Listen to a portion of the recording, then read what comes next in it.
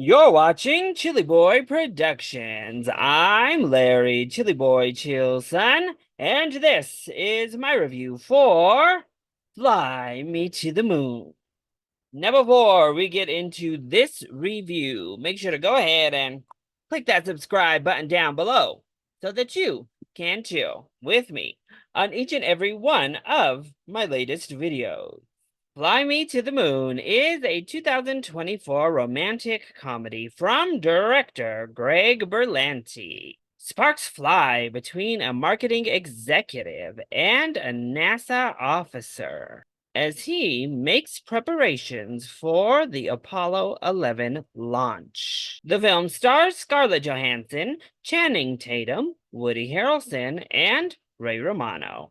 So I saw Fly Me to the Moon as part of the mystery movie series in which you go to Regal Cinemas, and they also have like-minded mystery events at other theater chains.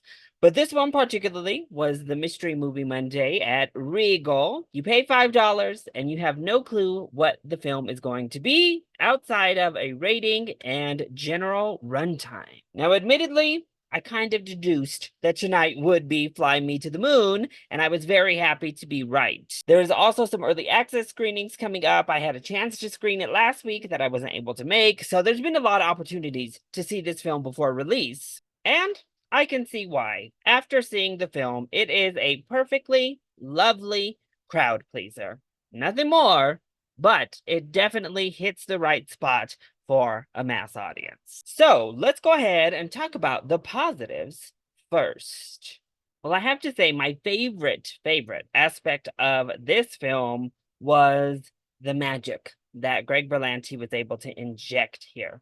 There are several moments in this film that literally just feel kind of magical, ethereal. He conveys the idea behind the importance of the space program so well, particularly in the late 60s, in the climate of the US, how much we needed this space landing, how integral NASA actually was, and the dreams that it would inspire.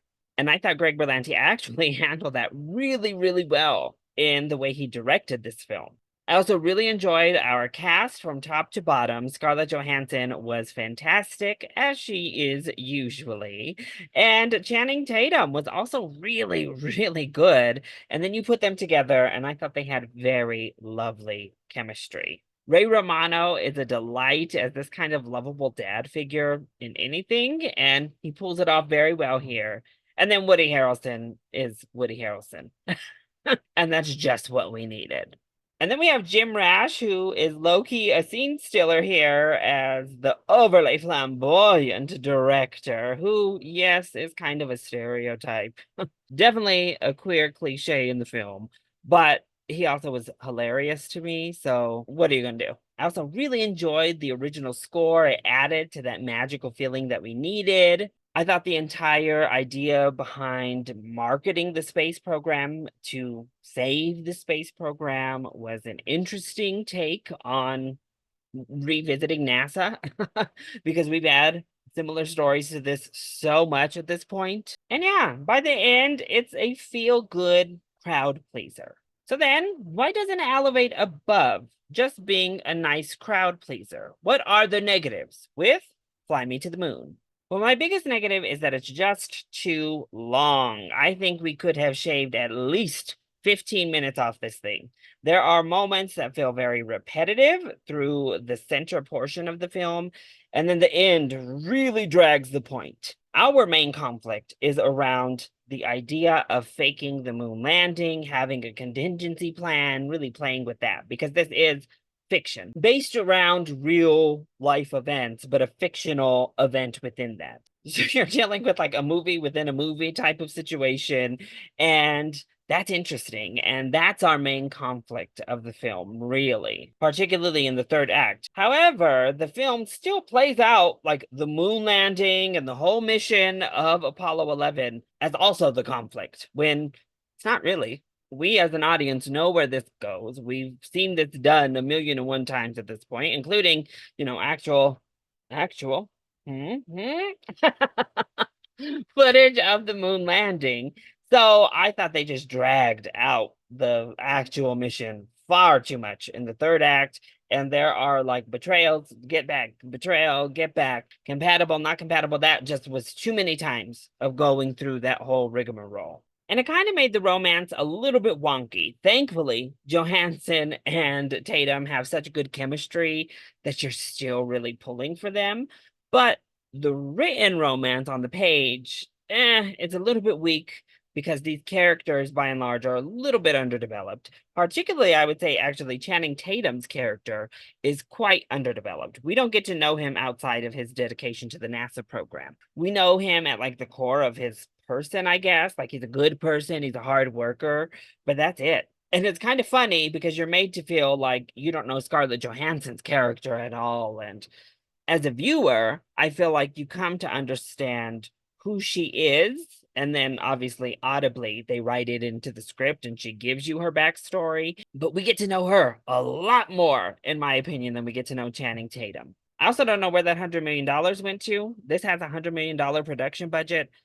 Uh, the CGI is okay for the most part. There are some green screen wonky scenes that happen here, but I guess had to go to this cast and maybe the crew, hopefully the crew, because I don't know why this costs $100 million.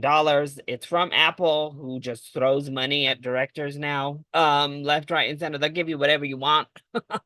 If you make a movie for Apple. But this is yet another very expensive marketing campaign for Apple TV Plus, huh? Because it's not making that production budget back in theaters. I'll tell you that. So overall, Fly Me to the Moon is perfectly lovely. It's kind of a fun historical fiction, if you will, that tells a nice enough story. It presents a fun enough rom-com set in the 60s age of NASA, the golden age of NASA, if you will. Our performances really sell it. The original score does a lot of heavy lifting, and I do think Greg Berlanti brings his directorial flair to uplift some of the material. But the screenplay is just too thin and also too bloated to really push this to the next level. But if you like space movies, if you're a NASA enthusiast, and I'd say if you were looking for a nice romance on the big screen, you can certainly do much worse than Fly Me to the Moon. So that was my review for Fly Me to the Moon. I hope you enjoyed it. If you did, go ahead, click like down below and subscribe to the channel so that you are always up to date on all of my latest videos. Also, join in on the discussion. Are you excited to see Fly Me to the Moon? Or have you also had 1,000,001 opportunities to see it before release? Let me know all of your thoughts either in the comment section down below, or you can hit me up on Twitter. I love you all so much for your continued support. Mwah! Thank you for watching, and we'll see you next time. Bye.